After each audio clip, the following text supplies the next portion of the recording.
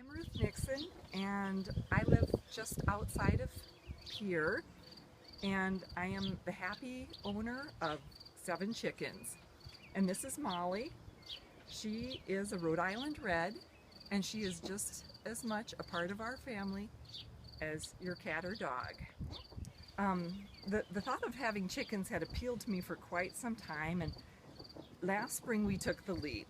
And we got 2 Rhode Island Reds and 2 Buff Orpingtons from Runnings. And 2 weeks later, when Silver Laced Wyandottes were in, we got 2 of those. And so we raised those little chickens. And but just shortly after we'd gotten them, the city of Pierre held meetings and were taking testimony to determine whether or not hens should be allowed in the city of Pierre. And I went to that meeting, and I was rooting for the chicken people, and I thought they had some really compelling testimony. But I have to admit, when I got into my car that night to drive home, I was terrified. I had 6 baby chicks who were counting on me, and I had heard some things presented by the opposition that terrified me.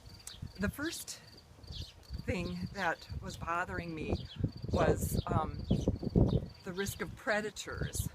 We live in a neighborhood where there are skunks. In fact, when we moved here, our outdoor dog had to become an indoor dog because one encounter with a skunk wasn't enough to teach him that he needed to stay away from those black and white kitties. So I knew we had skunks in the neighborhood, and I did not want to do anything that was going to draw them closer. And but in the year that we've had the chickens, we've seen no increase in predator activity.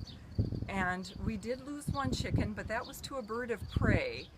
And we let our chickens run free range, and so that's just a risk that we realize we are taking.